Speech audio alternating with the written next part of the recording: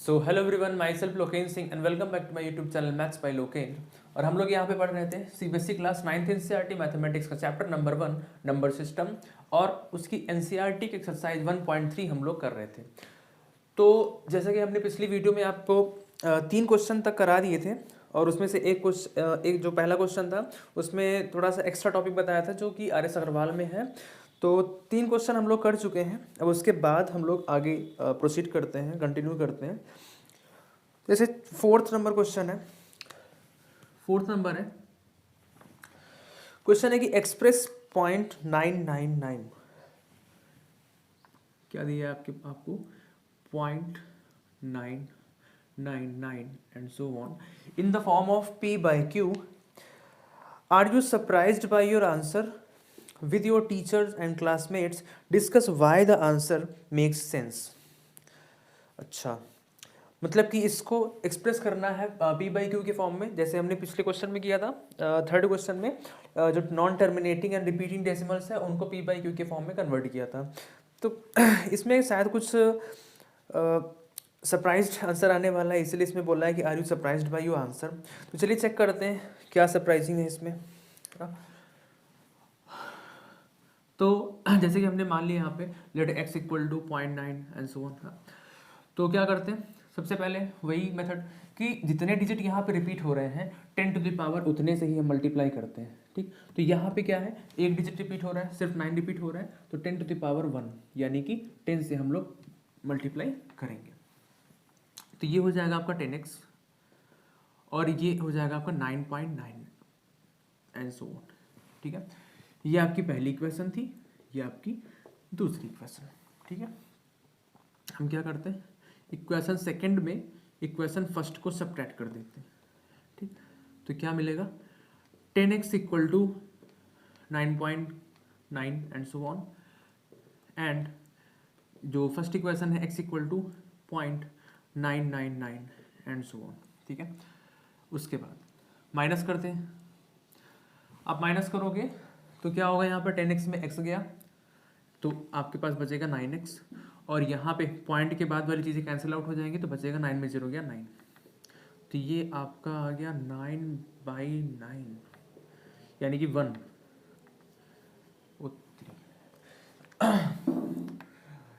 ये तो वाकई में सरप्राइजिंग आंसर है। क्यों? क्योंकि अभी तक हमने देखा था कि जो x की वैल्यू मतलब कि जो नॉन टर्मिनेटिंग डेसिमल्स हैं उनको जब कन्वर्ट करते थे P by Q के फॉर्म में तो कुछ ना कुछ फ्रैक्शन आता था हमारा, यानी P by Q के फॉर्म में आता था, क्योंकि रेशनल नंबर्स होते हैं तो P by Q के फॉर्म में आ रहा था। लेकिन यहाँ पे क्या है, यहाँ पे आपका परफेक्ट नंबर आ रहा है, परफेक्ट नंबर सिर्फ 1 आ रहा है ना। तो देखिए इसमें कोई सरप्राइजिंग नहीं है। एक्चुअली बात यह है कि देखिए जैसे ये लिखा हुआ है 0.999 तो 0.9 में और 1 में ज़्यादा डिफरेंस होता नहीं है। ये जो 0.999 है ये टेंड कर रहा है 1 की तरफ, 1 की तरफ टेंड कर रहा है, क्योंकि देखिए ये 0 और ये 1। ठीक है, इसके बीच में अगर 10 पार्ट्स कर दें, ठीक है, तो जो 9th पार्ट होता है वो आपका होता है 0.9। ठीक है, और जब 0.9 के बाद हम जितना आगे बढ़ेंगे उतना हम 1 की तरफ प्रोसीड करते जाएंगे, तो यानी वो ऑलमोस्ट क्या है, वो 1 की तरफ ही हम लोग बढ़ रहे हैं। तो जो इसकी ऑलमोस्ट वैल्यू है, क्योंकि ये इन्फिनाइट है, ये इसकी कोई लिमिट नहीं है कहाँ तक जाएगा, तो उसको ऑलमोस्ट हम 1 के इक्वल मान लेते हैं, अप्रॉक्सीमेटली ये 1 के इक्वल मान लेते हैं। तो इसलिए यहाँ पे 1 के इक्वल आ रहा है। और जैसे जैसे जो थर्ड आपका क्वेश्चन नंबर 2 था, इसमें दिया था 1/7 इक्वल टू 0.14285 ठीक है। तो यहाँ पे हमने 2/7, 3/7 से लेकर 6/7 की वैल्यू निकाली थी। वैसे ही अगर हम 7/7 की वैल्यू निकालें, 7/7, तो इसको हम कैसे लिखेंगे, 7 इंटू 1/7। ठीक है, उसके बाद 1/7 की वैल्यू पुट करेंगे 0.14285 बार।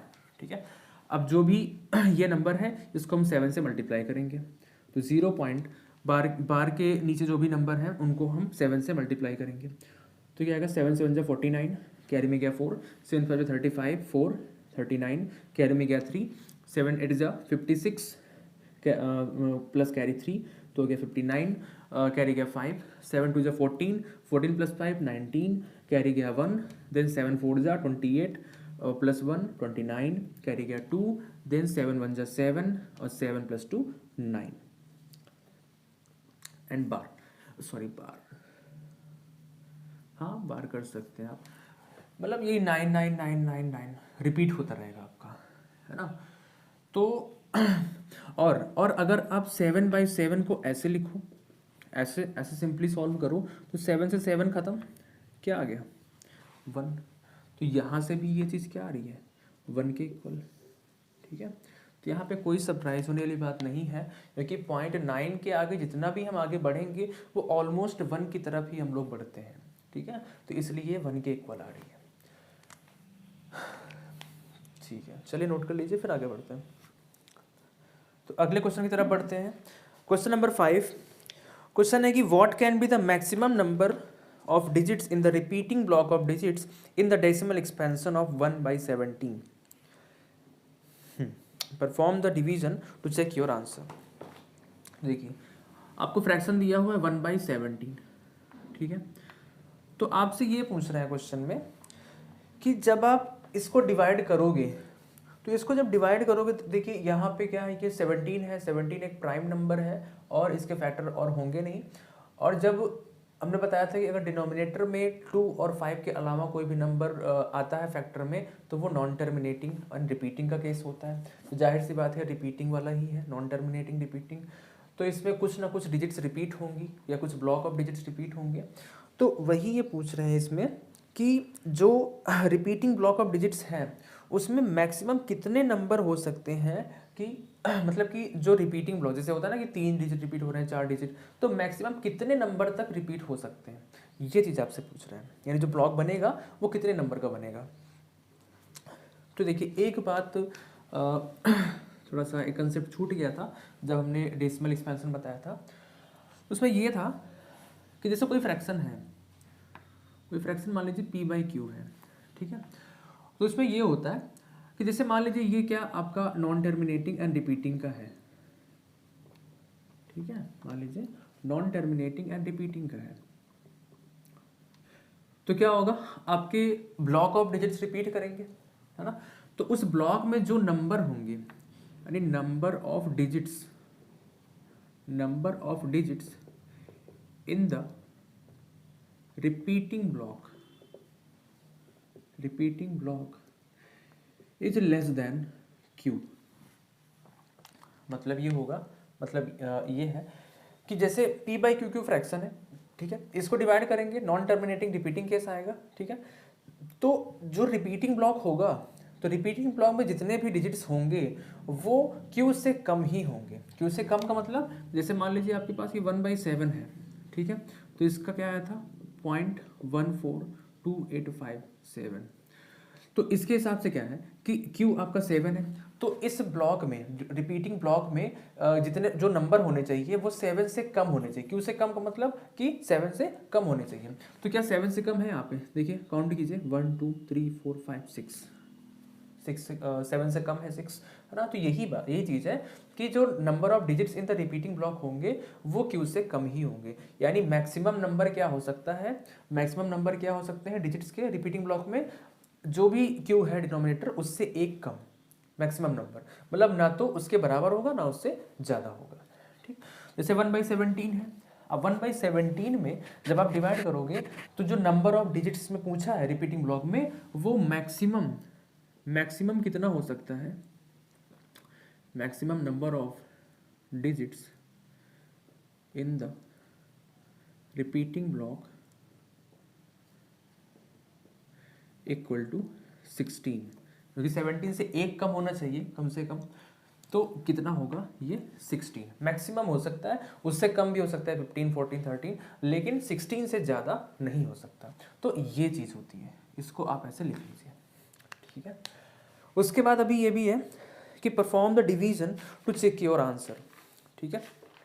यानी आपने जो बताया यहाँ पे कि मैक्सिमम नंबर ऑफ डिजिट्स क्या हो सकते हैं 16 हो सकते हैं। तो आपको आप अपना आंसर चेक कर सकते हैं कैसे, इसको डिवाइड करके, ठीक है। तो आप इसको डिवाइड कर लीजिएगा 1 को 17 से 1, और जब डिवाइड करेंगे तो उसके बाद खुद पता चल जाएगा कि इसमें कितने नंबर ऑफ डिजिट्स हैं, ठीक है। तो डिवाइड करना अब आपका काम है, डिवाइड कर लीजिएगा। क्वेश्चन है, चलिए अगला क्वेश्चन, क्वेश्चन नंबर 6। क्वेश्चन है कि look at several examples of rational numbers in the form of p by Q.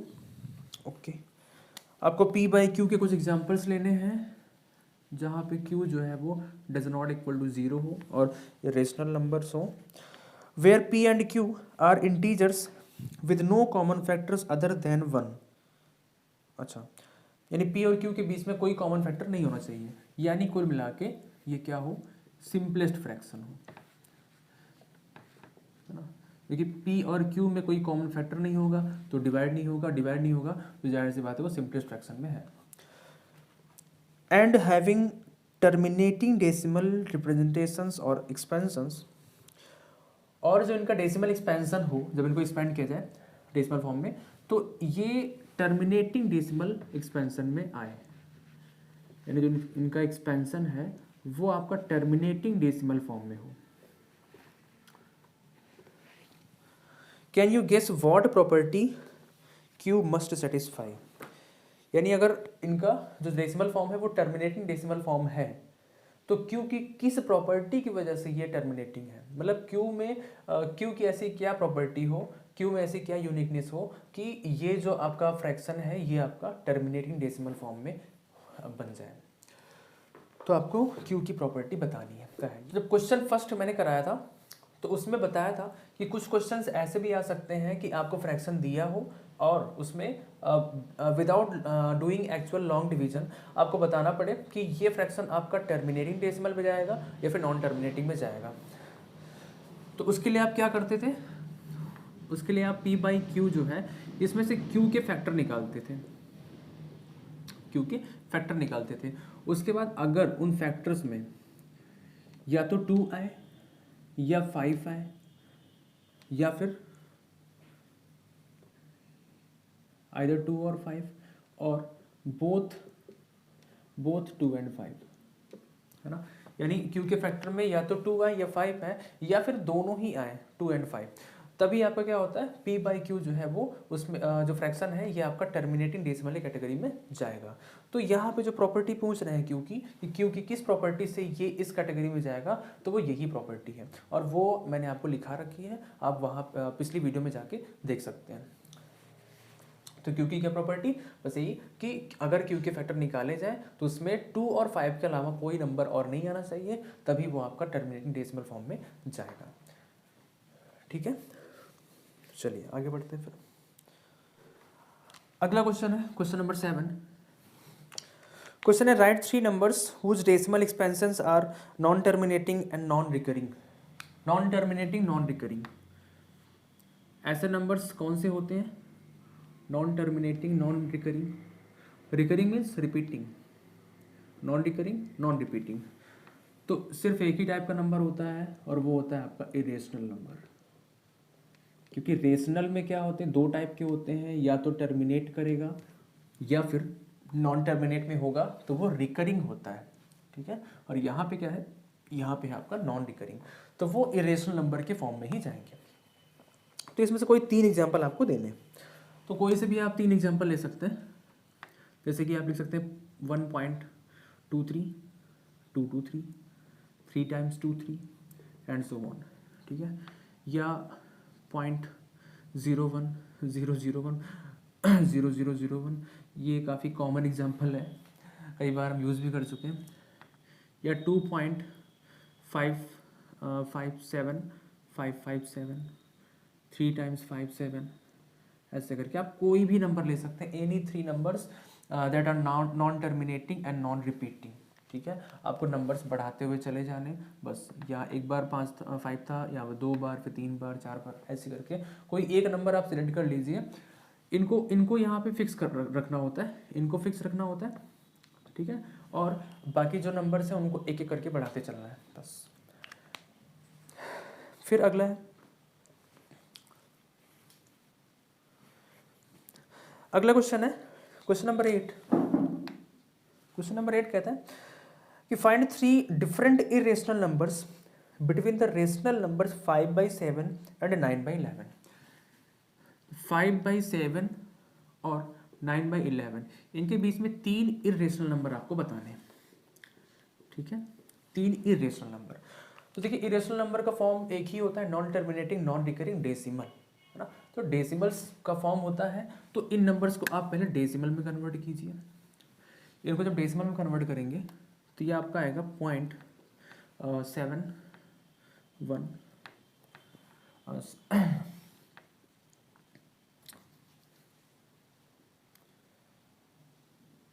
49 1 7 1 जा 3 7 4 जा 28 2 7 2 जा 7 8 जा 5 and 5 जा and 5।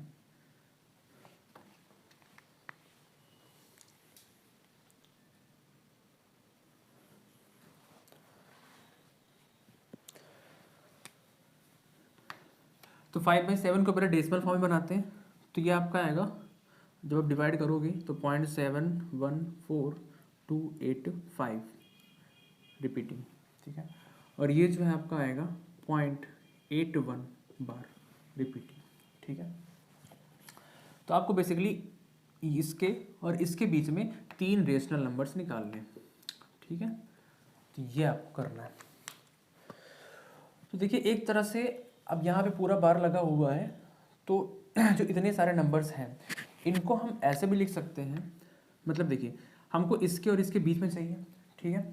तो इससे बड़ा जो नंबर है, इससे बड़ा जो नंबर है वो ऐसे लिख सकते हैं, क्योंकि यहाँ 71428 है, ठीक है। तो इससे बड़ा जो नंबर होगा वो 0.72 होगा, तो हमारे लिए थोड़ा आसानी रहेगी। और ये जो 0.81 है इसको हम पॉइंट सिर्फ 8 लिख सकते हैं या 0.80 लिख सकते हैं, ठीक है। इसमें कोई दिक्कत नहीं है। तो यानी अब जो नंबर्स निकालने हैं आपको वो इनके बीच में निकालने हैं, क्योंकि इसके बीच में निकालने थे, ठीक है। तो ये नंबर इससे बड़ा है और ये नंबर इससे छोटा है, तो ये भी इनके बीच में ही आएगा, ठीक है। तो आप इनके बीच में 3 नंबर निकाल लीजिए, वही इनके बीच में भी 3 नंबर हो जाएंगे, ठीक है। अब देखिए 0.72 है, 0.72 से बड़ा कोई नंबर 0.73 ले लीजिए, देन 773 773 एंड सो ऑन, ठीक है। पहला नंबर हो गया आपका। दूसरा नंबर आपका हो जाएगा 0.74 कर लीजिए, 774 कर लीजिए, 774 कर लीजिए एंड सो ऑन, ठीक है। आप 0.75 कर सकते हैं, 775 775 ऐसे कर सकते हैं, 76 77 78, है ना, कुछ भी कर सकते हैं। तो ये आपके 3 नंबर्स जो हैं वो इरेशनल नंबर्स, वो आपके इन दोनों नंबर्स के बीच में ये 3 नंबर हैं, ठीक है। चलिए नोट कर लीजिए इसे। आप एनी 3 नंबर्स ले सकते हैं, बस इनके बीच में होने चाहिए, ठीक है। अगला क्वेश्चन है, लास्ट क्वेश्चन नंबर 9। क्वेश्चन है कि classify the following numbers as rational और इरेशनल। यानी कुछ नंबर्स आपको दे रखे हैं, अब इसको बताना है कि ये रेशनल है या फिर इरेशनल, ठीक है। तो पहला नंबर है √23, स्क्वायर रूट 23। अब बताना है कि ये आपका रेशनल की कैटेगरी में जाएगा या फिर इरेशनल की कैटेगरी में जाएगा, ठीक है। देखिए इसके लिए आपको एक चीज़ समझनी पड़ेगी, ये समझनी पड़ेगी कि जो इरेशनल नंबर होता है, अगर स्क्वायर रूट की बात करें, in terms of square root या nth रूट, कोई सा भी रूट हो, मतलब कि स्क्वायर रूट हो आपका, क्यूब रूट हो, 4th रूट हो, 5th रूट हो, कुछ भी हो, तो अगर आपका परफेक्ट nth रूट ना निकले, लिख देते फिर समझाते हैं। अगर इम्परफेक्ट nth रूट निकलता है, ठीक है, तो वो आपका होता है इरेशनल नंबर्स।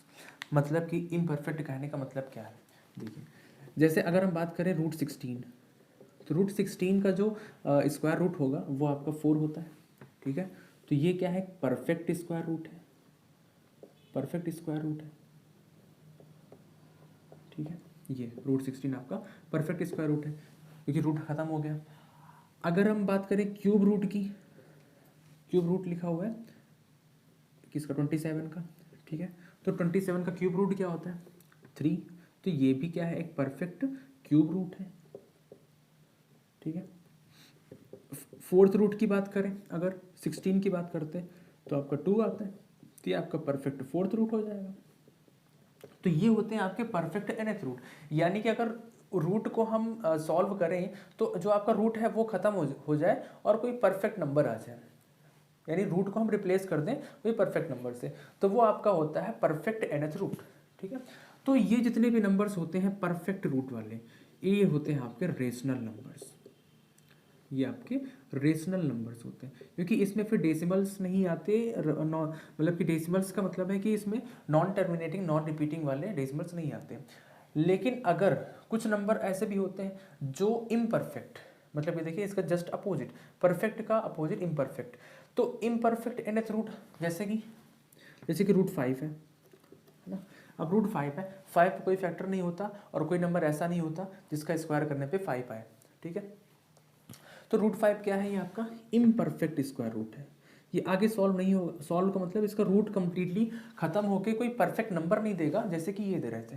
ठीक है, इम्परफेक्ट स्क्वायर रूट है, क्योंकि जब आप इसको सॉल्व करने जाओगे तो आपके पास जो है वो जो फॉर्म मिलेगा वो नॉन टर्मिनेटिंग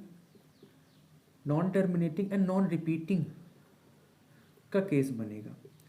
अगर आपको रूट सॉल्व करना नहीं आता है तो हमने एक वीडियो बना रखा है जिसमें कि हमने ऐसे नंबर्स का जो इम्परफेक्ट स्क्वायर रूट होते हैं इनका स्क्वायर रूट निकालने का तरीका हमने बता रखा। तो अगर आपको स्क्वायर रूट निकालना नहीं आता है तो आप मेरी वीडियो देख सकते हैं और उस वीडियो का लिंक हम डिस्क्रिप्शन बॉक्स में डाल देंगे। ठीक है, हाँ तो वही चीज़ है कि जब आप उसका स्क्वायर रूट निकालोगे तो आपका non terminating and non repeating का कई कैटेगरी में आएगा, और ऐसे नंबर्स क्या होते हैं आपके इर्रेशनल नंबर्स।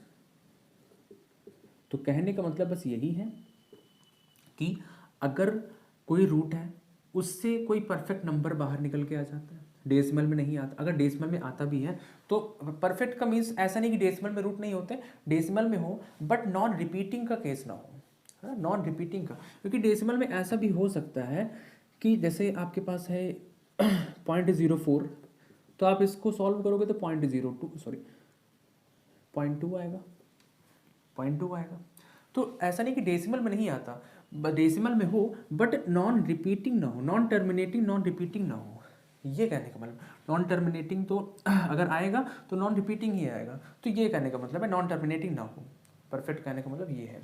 ठीक है, तो अगर वैसे नंबर्स नहीं आते हैं तो वो आपके फिर इरेशनल नंबर्स हैं।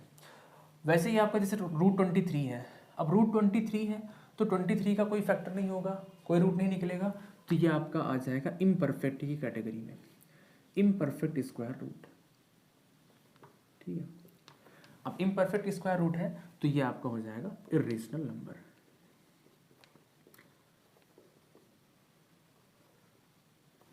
ठीक है, अगला सेकेंड पार्ट है आपका रूट 225।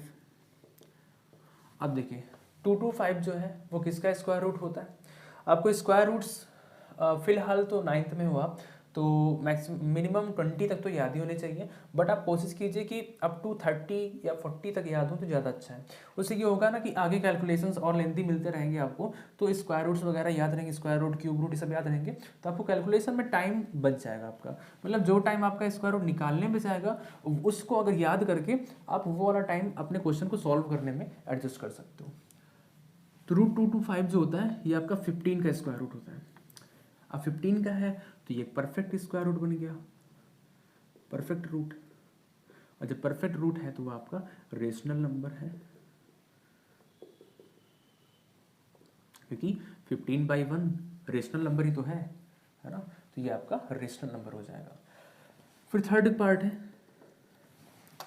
थर्ड पार्ट में है 0.3796। ये शुरू से ही चला आ रहा है, कौन से रेशनल कौन से रेशनल, टर्मिनेटिंग नॉन टर्मिनेटिंग। अब आप खुद बता सकते हो, खुद इतना एक्सपर्ट हो गए हो कि आप बता सकते हो कौन सा डेसिमल रेशनल है कौन सा इरेशनल। जैसे ये है यहाँ पे पॉइंट, सबसे पहले चेक करेंगे कि ये टर्मिनेट हो रहा है कि नहीं हो रहा है, मतलब इसके बाद डॉट डॉट तो या फिर बार तो नहीं लगा हुआ है। ठीक है, तो अगर डॉट डॉट नहीं लगा मतलब कि टर्मिनेट हो जा रहा है तो आप तुरंत कह दोगे कि ये क्या है आपका रेशनल नंबर, क्योंकि जो नॉन टर्मिनेटिंग है वो रेशनल ही होते हैं। ठीक है, और इन केस अगर आगे डॉट डॉट लगा हुआ है यानी रिपीटिंग या जो भी है मेरी नॉन टर्मिनेटिंग है, फिर आप चेक करोगे कि सेम डिजिट रिपीट हो रही है या फिर कुछ अलग नंबर्स हैं, मतलब रिपीटिशन है या फिर नहीं है, फिर आप चेक करोगे। तो यहाँ पे तो आपका रेशनल है। अगला फिर फोर्थ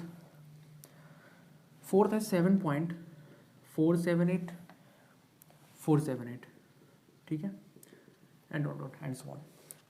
अब देखिए ये क्या है आपका नॉन टर्मिनेटिंग है।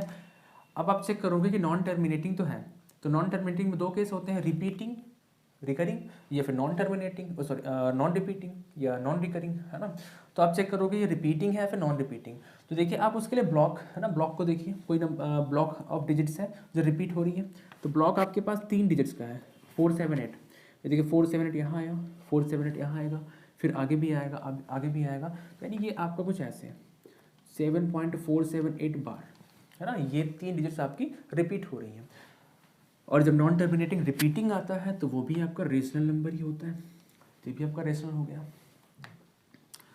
अगला फिफ्थ लास्ट, ये आपका 1.101 0001 अब देखिए यहाँ पे एक जैसे प्रोग्रेशन बन रहा है ना, सीरीज बन रही है, मतलब कि इंक्रीजिंग नंबर्स एक तरह से।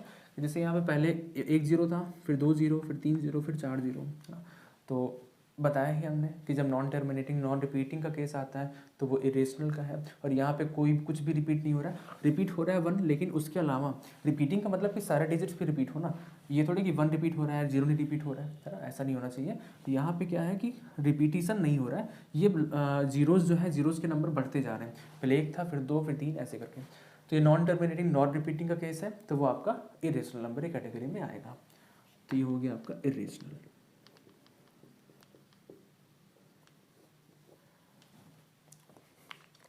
चलिए, तो एक्सरसाइज 1.3 आपकी हो चुकी है, आज क्लियर हो गई है, और उम्मीद करते हैं कि आपको सारे क्वेश्चन समझ में आए होंगे। और एक बात हम कहना चाहते हैं आपसे कि जैसे हम कोई कंसेप्ट आपको बताएं, तो उसके बाद जो उस कंसेप्ट की जो एक्सरसाइज है, तो आप मेरी वीडियो देखने से पहले आप क्वेश्चंस को खुद सॉल्व करने की कोशिश करें। यानी जो मैंने कंसेप्ट बताया है उस कंसेप्ट को पढ़ के समझ के और उसको खुद से अप्लाई करने की कोशिश करें, तो उससे आपका ज़्यादा बेनिफिट होगा, ठीक है। ना कि मेरी वीडियोस में मेरा सोल्यूशंस देख के और उसके बाद फिर वही है इधर से रट्टाफिकेशन हो जाएगा, है ना। तो आप क्वेश्चंस के पहले कंसेप्ट पढ़िए, समझिए, और फिर उनको खुद से अप्लाई करना सीखिए, ठीक है। जब खुद से अप्लाई करना सीख जाओगे तो आपके लिए ज़्यादा बेटर रहेगा, ठीक है। अगर नहीं समझ में आता फिर मेरे सोल्यूशंस हैं ही, आप उनको देख सकते हैं, बट आप पहले कोशिश कीजिए कि आप खुद से क्वेश्चंस को सॉल्व करें। तो 1.3 आपकी यहीं पे ख़त्म होती है। इसके बाद एक्सरसाइज 1.4, इसमें सिर्फ 2 ही क्वेश्चंस हैं, तो उसके पहले उसका इंट्रो हो जाएगा, जो कंसेप्ट है वो बताया जाएगा, और काफ़ी छोटी एक्सरसाइज, सिर्फ 2 क्वेश्चन है, तो हो सकता है इंट्रो और वो साथ में ही हो जाए। तो चलिए देखते हैं फिर अगली वीडियो में।